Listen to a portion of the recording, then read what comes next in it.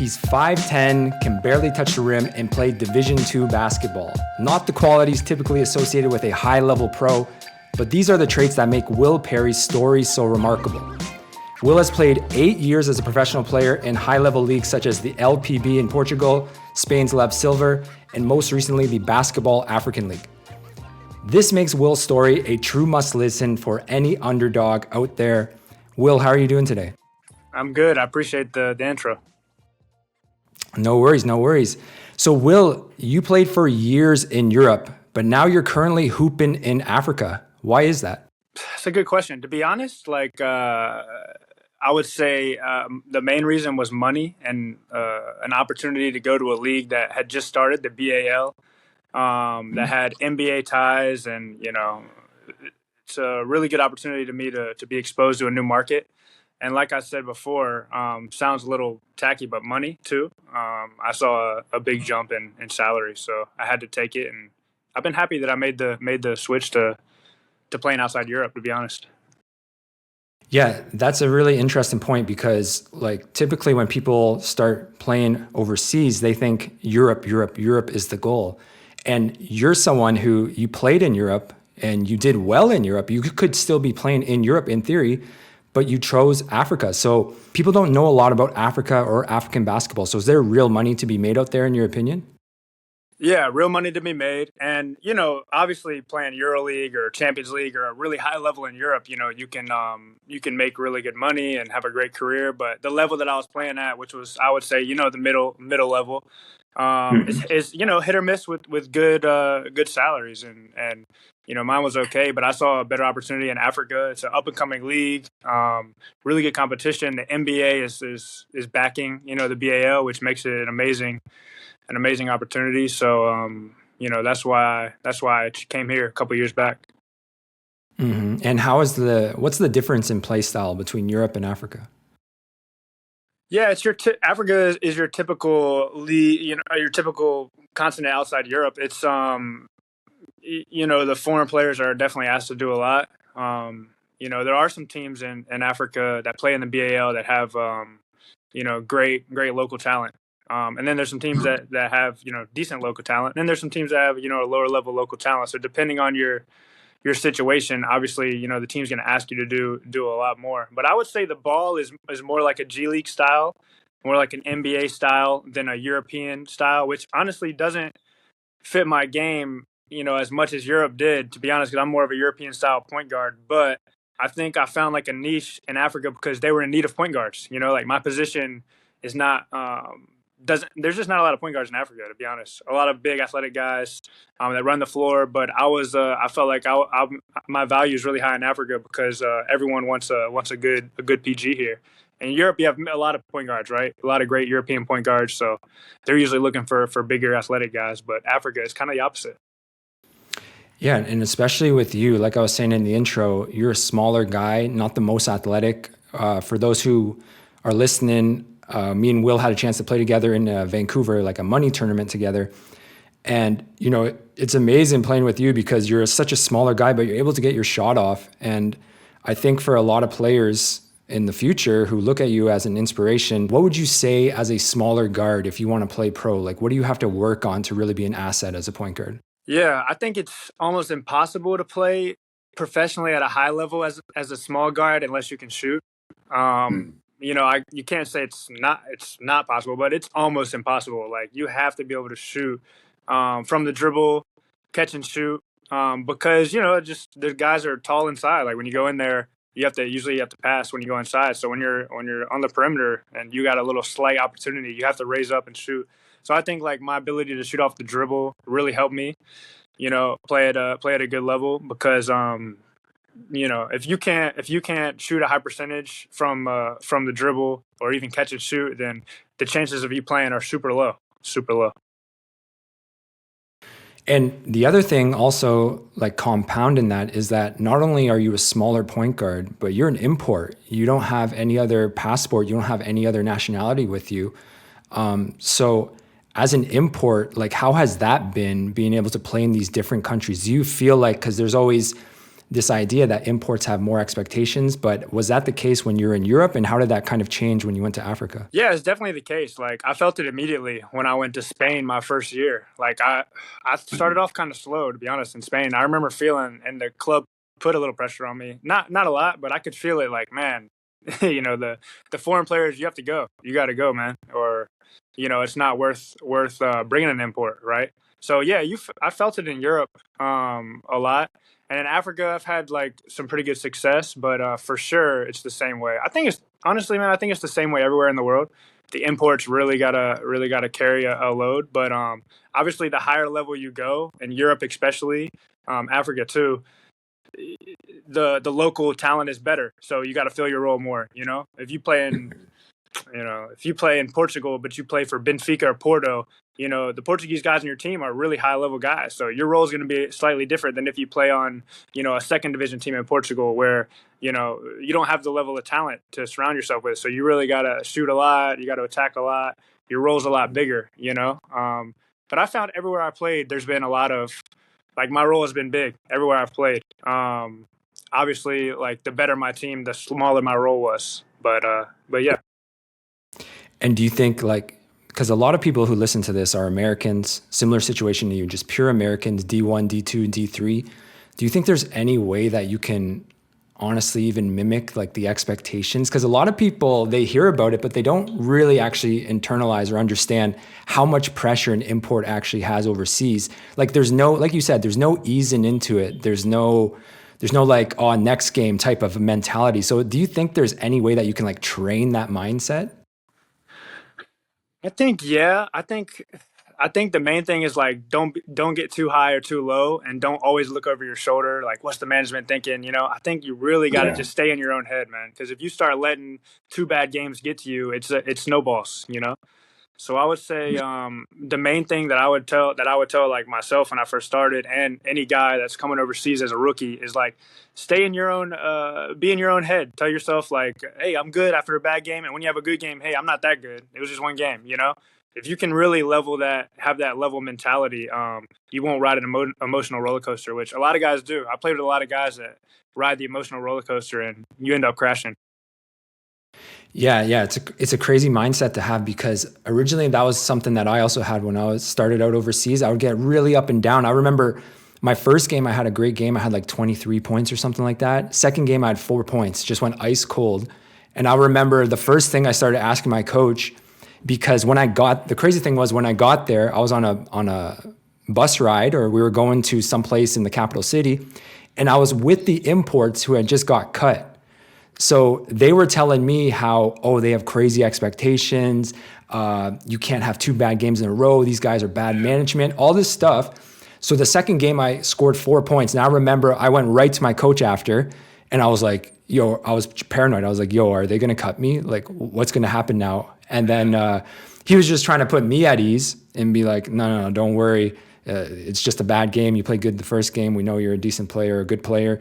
But yeah, that's a crazy thing because some guys, they'll get so up and down. And then there's other guys like true pros who I've seen, and they'll go like 7 of 21, but it's like they're going 10 of 20 or 10 of 15, and they just keep on even keel going. And that's like a crazy thing. That's a real big like mindset shift you have to have. Yeah, totally agree. And that's a great story. And honestly, man, like if that, I would say that's like the biggest mentality advice I would have for anybody overseas. Like really, like you cannot get too high or too low. The problem is like when you have a good game, guys get too high. I think that's the biggest problem. And they start, maybe I wake up Monday and not do my lift or not do my shots like I usually do because like I was hot last game. You can't do that. You got to maintain the same routine, the same thing every time. And like you said, when you have a bad game, just put your shoes on the same way, get out there and go again. It's nice when you have a good coach, like I assume you did in that situation. I've had that same thing happen to me when I was in Portugal, my second year. Yeah, I played for a really good coach, and I remember in the preseason I had a bad game. And he thought I was pressing in the game a lot. He's like, "Man, you're looking for your shot too much. Don't worry. You're going to be my point guard from now to the end of the season." That's what he told me, and that totally lifted everything off my shoulders. And I took off from there. I had a great season, but I'll never forget him telling me that after that preseason game. He said, "Hey, man, don't press. You're going to be my point guard now to the end of the season, no matter what. And I was like, wow, that made me feel a lot better. Now, every coach isn't like that, of course. I played for coaches that after a bad game, I'm looking, I'm nervous too. But I think it helps a lot when you have a good coach, understandable guy. And I had that year in Portugal, but that's a good story you had too. Yeah, that's amazing to hear, because I've seen some cases too where like they'll literally, the owner will come down from the stands. I've seen this in games. Come down to this from the stands, go to the bench and tell the import like, "Yo, you better turn up or else," basically, like mid game. So it's like some of the markets, they have crazy expectations, like the Middle East or some of these countries in Asia, whereas other ones, some of them will be a bit more like loose and supportive in some ways, but it's really like luck of the draw. So yeah, like you were mentioning, it's really good to build that mindset early on of, just that's an amazing story that you told of whether it's a good game or a bad game, you just keep on going the next day with your routine, because that's the key, really. That's right. That's right. I heard a lot of NBA guys say that, like JJ Redick. I heard a lot of NBA guys say that. So I think, yeah, good game, bad game. Wake up Sunday on your day off, and then Monday go in the gym just like you had 2 points or 40 points, and do it the same way. Right. So I'm assuming that's like the mentality that kind of helped you overcome some of these things we talked about before, being a bit smaller, being a Division II player. But how did you, aside from all of that, how did you actually get your start in overseas? Because you started in Spain, Leb Silver, which is a pretty good league, pretty good country, very good country, actually. So how did you actually get your start out of a small college or a small university like that, a D2? Yeah, so the story is, I played D2. My senior year, I was on a really good team. So one of the best teams in the country, really. My school was called Lenore Rhine. And we made it to the NCAA tournament, and we went to the Sweet 16. And at the Sweet 16 game, we were playing against a team called Lincoln Memorial, who was one of the best teams in the country. I mean, I think they went to the finals that year and lost. And those guys had like 3 or 4 guys, like real pros. I mean, one guy's in the NBA. One guy, 2 or 3 guys were overseas. So they had some real talent on that team. So there were some agents watching that game. And long story short, like I played well. I had a really good tournament. The couple games before, I was hot, playing well. And in that game, we got beat by I think like 20 points, but I played well. And yeah, the agent saw me. A Spanish agent saw me, and reached out to me. And honestly, I wanted to play overseas, but I didn't know if I was good enough, to be honest, because I hadn't got any real interest until that NCAA tournament, which is my last couple games. And yeah, he told me, "Hey man, I'm gonna try to get you in La Plata, which is the 3rd division of Spain." He's like, "You're not gonna make any money, but you're gonna go there. It's a good league, competitive." And I was like, "Man, just give me the opportunity." And he did. I went to CB Zamora, which was a great experience. And yeah, after that, my career, took some steps. So that's what happened. So you got into La Plata, and then so you played there for 1 year, and then how did it kind of go from there? How did it evolve afterwards? So I played Le Plata that year, played pretty well. And then I had another offer to go to Le Plata again with another team, and I had a Portuguese offer, Overense, in the top league of Portugal.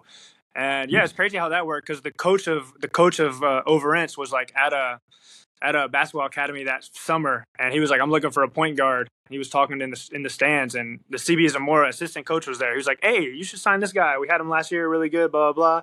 They ended up talking, and made it, and I ended up getting contacted, and we made a deal. So yeah, kind of crazy how that worked, because that was kind of luck.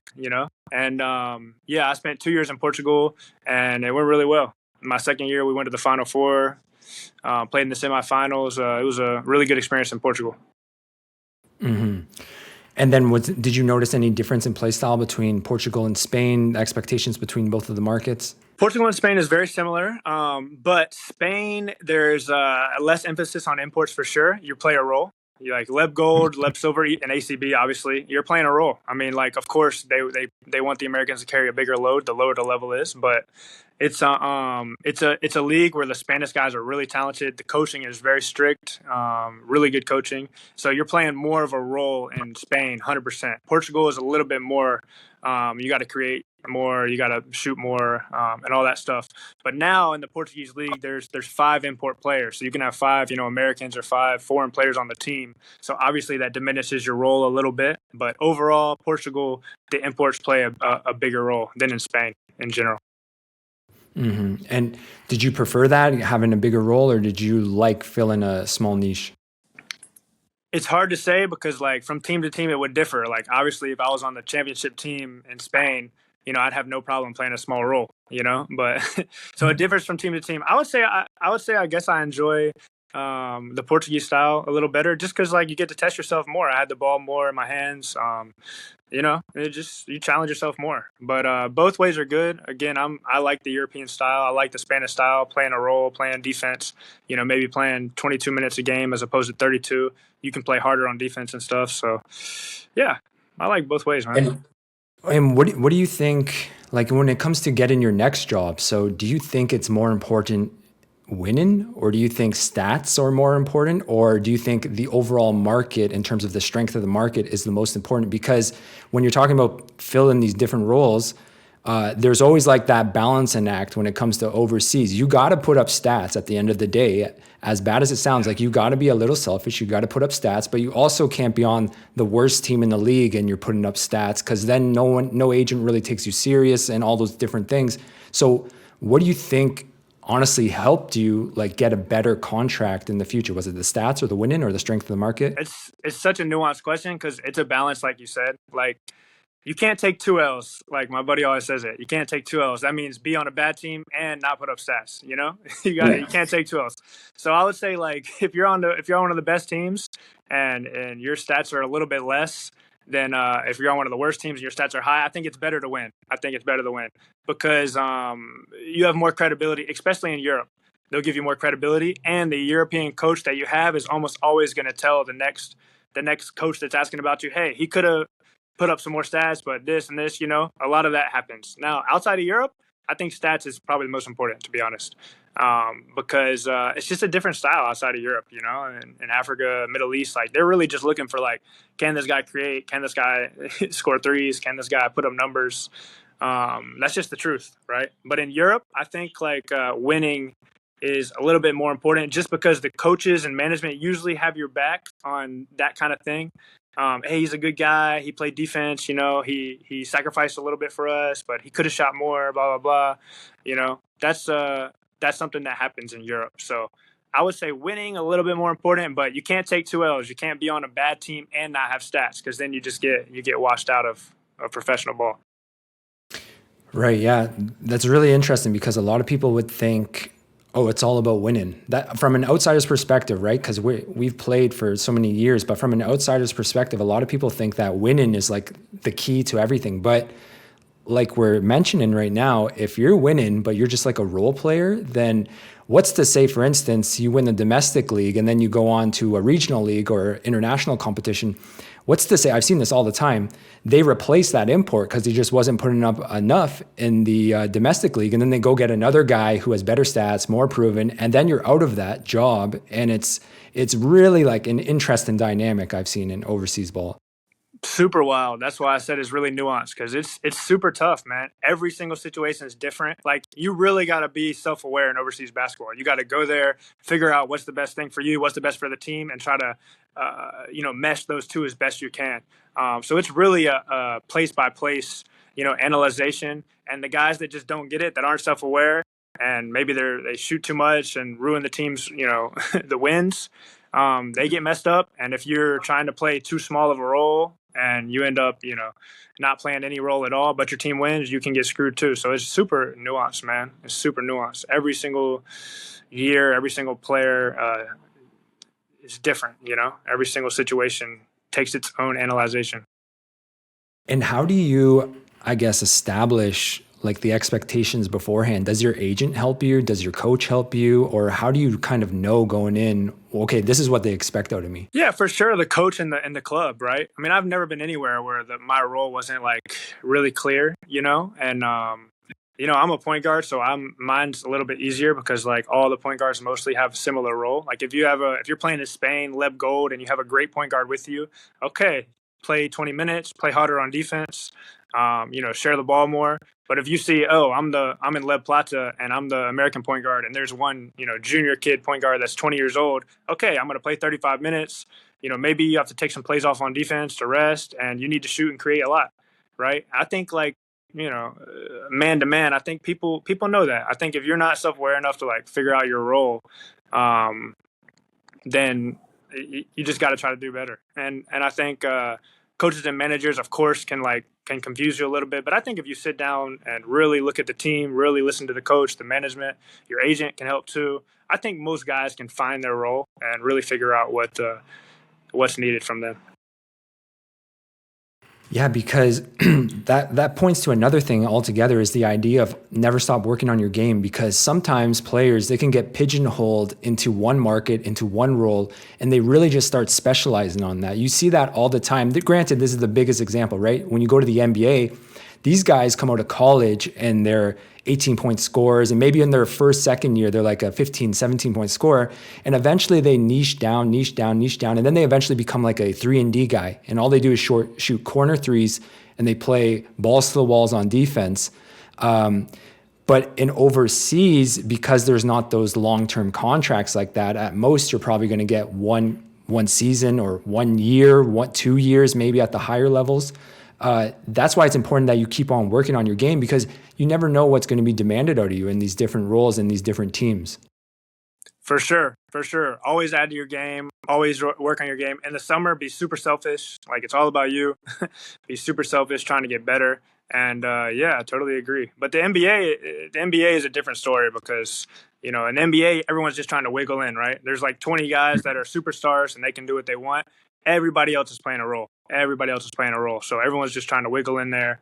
And now, as you see, if you're a 3-and-D guy, you're really valuable. So the NBA has changed a lot, because you see a bunch of scoring guys that are just scorers out of the league. Because people think they just don't need them anymore. You just need a couple guys with the ball, and then everyone else play a super niche role. So NBA has been interesting last couple of years, in my opinion. Yeah, definitely.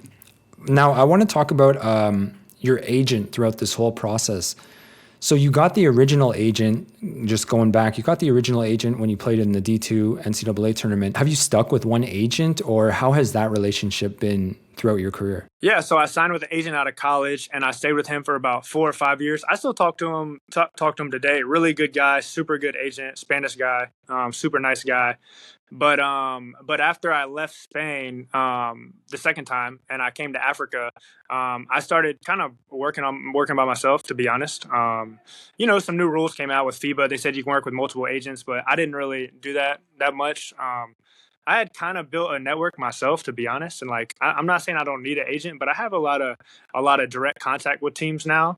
So at the moment, I'm really not using an agent, but I still stay in contact with him and some other guys. I would when you come out of college as a D2 guy like me, you need an agent. Like 99% of the time, you need a good agent, because you're not going to have contacts. No team is going to be interested in you unless somebody pushes them on you. No team is going around looking for short 5'11" D2 guys. So you're going to need an agent. But I established myself pretty well in Europe and had some good years. So I started getting some direct contacts, and so I don't work with him, exclusively anymore. But great guy, great agent, really good guy. Yeah, there always seems to be a certain point when, just like you mentioned, once you establish yourself enough in your career, people know enough about you, and you can kind of do it on your own in some ways. So that's a really interesting point, because a lot of people think that you need an agent in order to succeed in overseas ball. But like you're mentioning, once you establish your name enough and you have enough rapport and you've built up stats and built up enough accolades, these teams will reach out to you. So that is always the idea of self-representation, I think, is misinterpreted, because they think maybe only players who have no other option have to do that. But there's guys like you who played many, many years overseas, and now you're doing it too. So that's a really interesting take on that for me. Yeah, it's like I answered the other question, man. It's super nuanced. I would never tell get on a podcast and be like, you shouldn't have an agent overseas, or you should have an agent. Yeah. It's super nuanced. And when you first come out of college, if you're not near the NBA radar, then I think you need an agent. Of course, if you're, coming out of Carolina scoring 15 a game and you just missed the NBA, you could probably call anybody and they'll bring you overseas. But I think like having an agent at the beginning is really smart, and even throughout your whole career, because an agent does a lot for you. An agent gives you advice. He knows the leagues.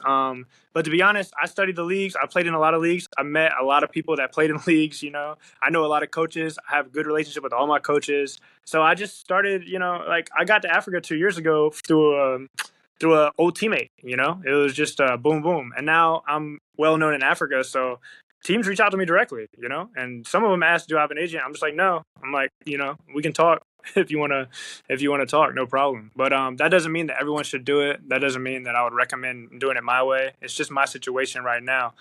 There's definitely a place for agents in overseas basketball, super important. So, yeah. Right. It seems like you've done a lot of it through networking.